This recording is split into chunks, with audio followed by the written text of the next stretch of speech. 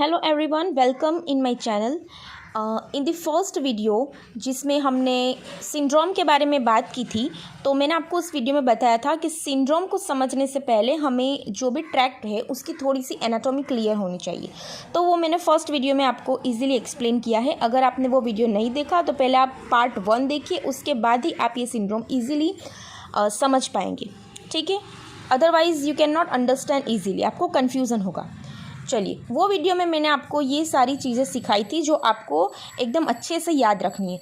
तो मैं फिर से रिवीजन कराती हूँ कि फर्स्ट है एंटीरियर स्पाइनोथैलेमिक ट्रैक्ट, उसके बाद है हमारे पास लेटरल स्पाइनोथैलेमिक ट्रैक्ट, ठीक है। ये दो चीज़ें जो हैं वो सेंसेशन का काम करती हैं, ठीक है। और एक है हमारे पास डॉर्सल कॉलम यानी कि ट्रैक्ट ऑफ कॉलन बर्डक। अब एंटीरियर स्पाइनोथैलेमिक ट्रैक्ट है, जैसे कि यहाँ से वो स्टार्ट होता है और फिर इस तरह से ऊपर जाते हैं। उसका फंक्शन है कॉन्ट्रालेटरली वो प्रेशर और लाइट टच का सेंसेशन देता है, समझ गए। उसके बाद है लेटरल स्पाइनोथैलेमिक ट्रैक्ट, वो भी यहाँ से स्टार्ट होता है और थोड़ा लेटरली मूव होकर ऊपर जाता है सेरेब्रल कॉर्टेक्स में, और उसका फंक्शन है कॉन्ट्रालेटरल टेम्परेचर और पेन कैरी करना, ठीक है, सेंसेशन।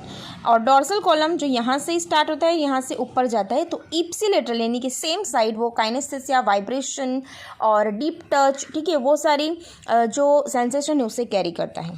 तो ये तीन चीज़ें आपको मेन याद रखनी है। उसके बाद याद रखना है कि एंटीरियर और लेटरल अफेक्ट होगा तो कॉन्ट्रालेटरली अफेक्शन आएगा, और डॉर्सल होगा तो इप्सिलेटरल यानी सेम साइड अफेक्शन होगा।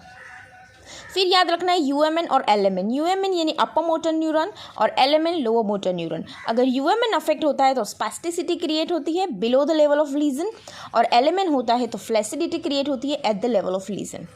Now we are starting with the syndrome, ठीक है। सो फर्स्ट हम डिस्कस करते हैं एंटीरियर कॉर्ड सिंड्रोम। तो ये है हमारे पास स्पाइनल कॉर्ड का सेक्शन। अब यहाँ पे ये है एंटीरियर साइड और ये है पोस्टीरियर साइड। तो एंटीरियर कॉर्ड सिंड्रोम मतलब इतना पार्ट जो है स्पाइनल कॉर्ड का वो अफेक्ट होगा।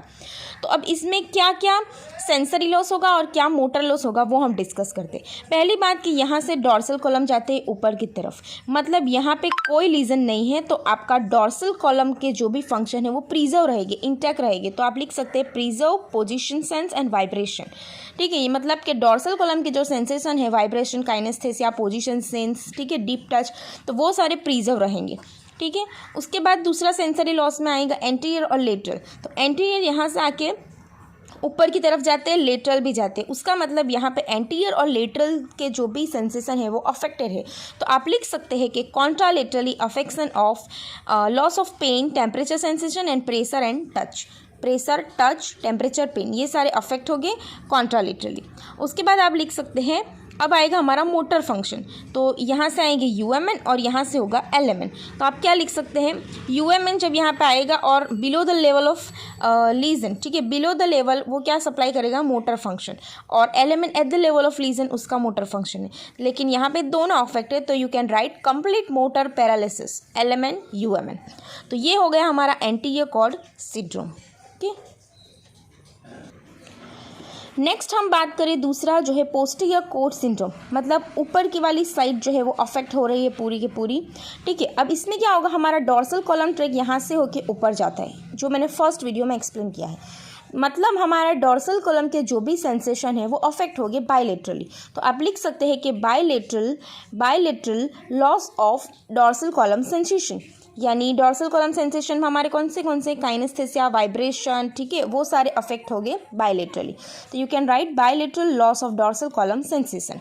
दूसरे सेंसरी फंक्शन में है एंटीरियर और लेटरल ट्रैक्ट। तो यहाँ पे क्या होगा, एंटीरियर यहाँ से होके जाता है और लेटरल भी यहाँ से होके जाता है। उसका मतलब होगा हमारे पास preservation of power, pain and temperature, ठीक है, ये सारे हमारे प्रिजर्व रहेंगे क्योंकि यहाँ पे कोई लॉस नहीं है। उसके बाद आता है मोटर फंक्शन। तो मोटर फंक्शन भी यूएमएन यहाँ आएगा और below the level of lesion उसका काम है, एलएमएन यहाँ से आएगा, eight the level of lesion उसका काम है। तो यहाँ पे भी कोई प्रॉब्लम नहीं है, तो मोटर फंक्शन हमारे हो गए नॉर्मल। और दूसरी बात, posterior cord syndrome very rare है, ठीक है, कुछ कंडीशन में या कुछ पेशेंट में ही ये सिंड्रोम देखने को मिलता है। It is not a common syndrome. उसके बाद हम थर्ड सिंड्रोम की बात करें, वो है कंप्लीट कॉर्ड सिंड्रोम, मतलब पूरा का पूरा स्पाइनल कॉर्ड जो है वो अफेक्टेड है, मतलब कंप्लीट कॉर्ड सिंड्रोम इसे हम बोलते हैं। अब इसमें क्या होगा, डॉर्सल कॉलम के सेंसेशन भी गए, एंटीरियर भी गया, लेटरल भी गया, और यूएमएन, एलएमएन दो सब गया। तो आप लिख सकते हैं bilateral motor and sensory loss, simple. फिर उसके बाद हम बात करेंगे सेंट्रल कॉर्ड सिंड्रोम, ठीक है, ये है हमारा सेंट्रल कॉर्ड सिंड्रोम। अब सेंट्रल कॉर्ड सिंड्रोम में क्या होता है, यूएमएन, यहाँ से यूएमएन के जो फाइबर से वो आ रहे हैं, तो यूएमएन अफेक्ट, एलएमएन अफेक्ट। लेकिन एलएमएन के जो न्यूक्लियर होते हैं वो इस तरह से होते हैं, तो मीडियल साइड ज़्यादा होते हैं और एक लेटरली होता है। तो एलएमएन जो है वो अफेक्ट होगा लेकिन थोड़ा सा प्रिजर्व भी रहेगा। तो आप कह सकते हैं कि यूएमएन अफेक्ट, एलएमएन अफेक्ट, और यूएमएन जो है वो थोड़ा ज़्यादा अफेक्ट होगा एलएमएन की कंपैरिजन में, ठीक है। उसके बाद हम लिख सकते हैं बायलेटरल सेंसरी लॉस। क्यों bilateral sensory loss, anterior lateral track affect and dorsal column intact. अब यहाँ से डॉर्सल कॉलम जा रहा है, मतलब उससे तो कोई अफेक्शन नहीं हो रहा है, लेकिन एंटीरियर और लेटरल सेंट्रली से होके ऊपर जा रहा है सेरेब्रल कॉर्टेक्स में, उसका मतलब एंटीरियर और लेटरल ट्रैक के जो भी सेंसेशन है वो अफेक्टेड है बायलेटरली, लेकिन डॉर्सल कॉलम जो है इंटैक्ट है, ठीक है। तो ये हो गया हमारा सेंट्रल कॉर्ड सिंड्रोम। अब लास्ट सिंड्रोम है हमारा, वो है Brown Sequard syndrome. Brown Sequard syndrome में क्या होता है, hemi section of the spinal cord, मतलब half side of the spinal cord affect होती है। उसका मतलब हमारे इस साइड के जो सेंसेशन है वो नॉर्मल रहेंगे और इस साइड के अफेक्ट होगी। अब अगर डॉर्सल कॉलम की बात करें हम, ठीक है, तो डॉर्सल कॉलम में क्या होगा, वो सेम साइड लेके जाते हैं। तो हम यहाँ पे लिख सकते हैं कि जैसे कि ये लेफ्ट साइड है और ये राइट साइड है, तो हम लिख सकते हैं कि left side dorsal column affected, right, मतलब वाइब्रेशन, काइनेस्थेसिया, वो सारे अफेक्टेड हैं। लेकिन राइट साइड के नॉर्मल है क्योंकि यहाँ पे कोई प्रॉब्लम नहीं है, तो आप लिख सकते हैं कि राइट साइड नॉर्मल।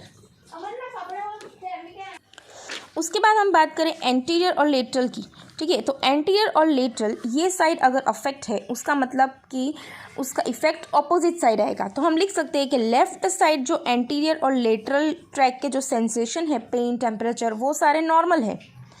लेकिन अफेक्शन लेफ्ट साइड है, तो राइट साइड के जो एंटीरियर और लेटरल के सेंसेशन है वो अफेक्ट होगी। तो हम लिख सकते हैं कि right side anterior and lateral tract sensation are affected,